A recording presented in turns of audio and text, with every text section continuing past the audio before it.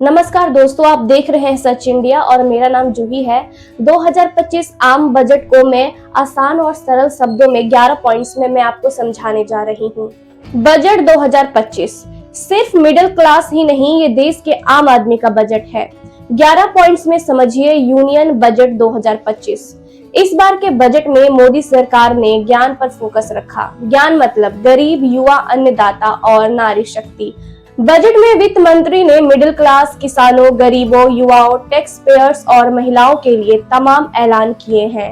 मोदी सरकार के तीसरे टर्म का दूसरा आम बजट आ चुका है। वित्त मंत्री निर्मला सीतारमण ने शनिवार 1 फरवरी को लोकसभा में आम बजट 2025 पेश की। इस बार के बजट में मोदी सरकार ने ज्ञान पर फोकस रखा। ज्ञान मतलब गरीब, युवा, अन्नदाता और नारी शक्ति।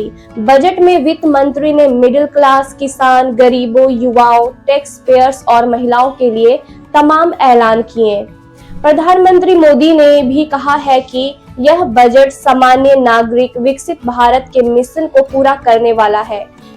ये बजट इन्वेस्टमेंट, कंजप्शन को बढ़ाएगा। सही मायनों में ये बजट सिर्फ मिडिल क्लास का ही नहीं बल्कि देश के आम आदमी का बजट है। वित्त मंत्री निर्मला सीतारमण के बजट में इनकम टैक्स पेयर्स को बड़ी राहत मिली है। अब नौकरी पेशा लोगों को नई टैक्स रिजीम चुनने पर सालाना 12.75 लाख रुपए तक की इनकम पर कोई टैक्स देना नहीं होगा। न्यू टैक्स रिजीम में 4 से 8 लाख रुपए के इनकम पर 5% और 8 से 12 लाख रुपए के इनकम पर लगने वाले 10% टैक्स को सरकार 87A के तहत सीधे माफ कर देगी। इसके अलावा 75,000 रुपए का स्टैंडर्ड डिडक्शन भी मिलेगा। इस तरह नौकरी पेशा लोगों की कुल 12.75 लाख की इनकम टैक्स फ्री हो जाएगी। न्यू इनकम टैक्स बिल अगले हफ्ते लाया जाएगा। Point number 2, income tax return की बढ़ाई गई डेडलाइन। निर्मला सीतारमण ने ITR, TDS भरने वालों के लिए समय सीमा बढ़ा दी है। अब 4 साल तक इनकम टैक्स रिटर्न भर सकेंगे। पहले 1 साल में ITR भरना होता था। इसके साथ ही मोदी सरकार ने TDS की समय सीमा बढ़ाकर 10 लाख रुपए कर दी है, जबकि किराए पर लगने वाले TDS की लिमिट 2,40,000 रुपए से बढ़ाकर 6 लाख रुपए तक कर दी गई है। निर्मला सीतारमण ने कहा कि टैक्स कलेक्शन एट सोर्स और लिबरलाइज रेमिटेंस स्कीम की लिमिट 7 लाख से बढ़ाकर 10 लाख रुपए कर दी गई है। TCS उस टैक्स को कहते हैं जिस पर दुकानदार बिक्री के समय खरीदारों से लेता है। पॉइंट नंबर 3, बुजुर्गों के लिए टैक्स में छूट।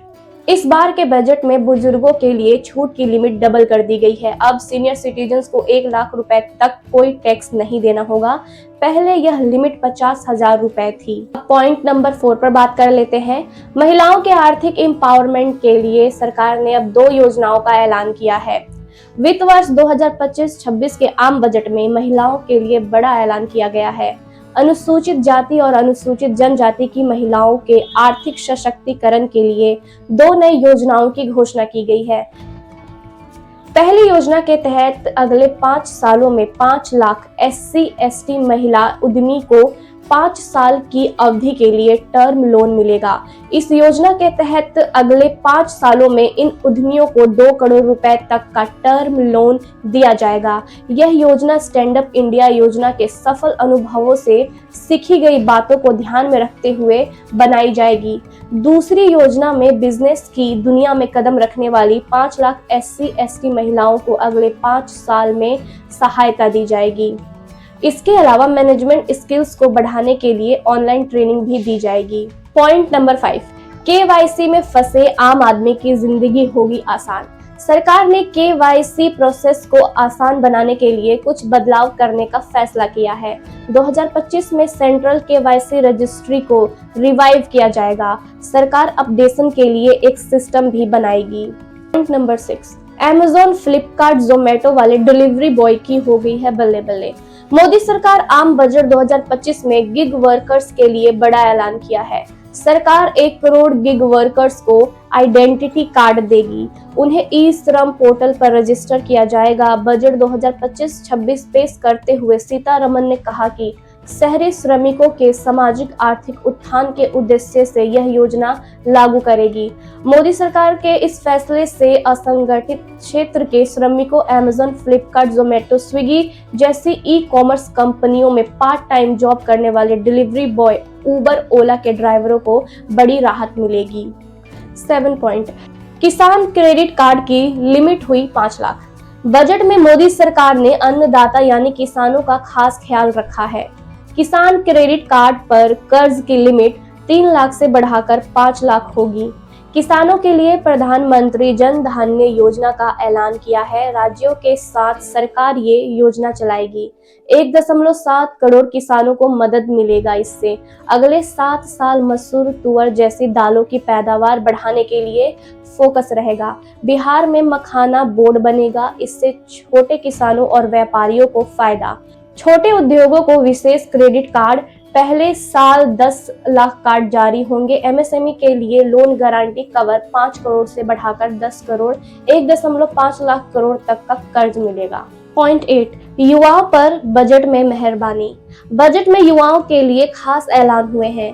स्टार्टअप के लिए लोन 10 करोड़ से बढ़ाकर 20 करोड़ रुपए किया जाएगा। वित्त मंत्री निर्मला सीतारमण ने कहा कि सरकार के 10,000 करोड़ रुपए के योगदान से स्टार्टअप्स के लिए फंड की व्यवस्था की जाएगी।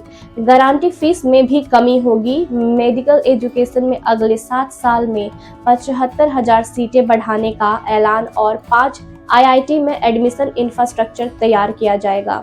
इसके अलावा आईआईटी पटना का विस्तार होगा। छोटे उद्योगों के लिए क्रेडिट कार्ड, पहले साल 10 कार्ड जारी होंगे। पॉइंट नंबर 9, कैंसर की दवाएं सस्ती होंगी। वित्त मंत्री निर्मला सीतारमण ने कहा है कि 36 लाइफ सेविंग ड्रग, जीवन रक्षक दवाओं पर पूरी तरह से ड्यूटी टैक्स खत्म कर दिया जाएगा। सभी सरकारी अस्पतालों में कैंसर डे केयर सेंटर बनाए जाएंगे। कैंसर के इलाज की दवाएं सस्ती होंगी। 6 जीवन रक्षक दवाओं पर कस्टम ड्यूटी 5% दी जाएगी। पॉइंट 10, वेंडर्स और छोटे बिजनेस के लिए तोहफा। वित्त मंत्री ने बजट भाषण में बताया कि सूक्ष्म उद्योगों के लिए एमएसएमई क्रेडिट गारंटी कवर को 5 करोड़ रुपए से बढ़ाकर 10 करोड़ रुपए किया जाएगा, जिससे अगले 5 वर्षों में अतिरिक्त 1.5 लाख करोड़ रुपए का क्रेडिट मिलेगा। उन्होंने कहा, एमएसएमई हमारे 45% निर्यात के लिए जिम्मेदार है। हमें एमएसएमई तक क्रेडिट पहुंच बढ़ाने की जरूरत है। सूक्ष्म उद्योगों के लिए अनुकूलित क्रेडिट कार्ड की सीमा 5 लाख रुपए होगी। पॉइंट नंबर 11, मोदी सरकार ने आम आदमी को महंगाई से राहत दी है। अब mobile, TV, electric car, leather goods, कपड़े जैसे सामान सस्ते होंगे, क्योंकि सरकार ने 82 सामानों में से सेस हटा दिया है। इससे मोबाइल और टीवी सस्ते होंगे। 2025 में किफायती आवास के अतिरिक्त 40,000 यूनिट पूरी की जाएंगी। बिजली वितरण और ट्रांसमिशन कंपनियों को मजबूत किया जाएगा। इस तरह से मोदी सरकार ने बजट के जरिए सभी का ख्याल रखा है।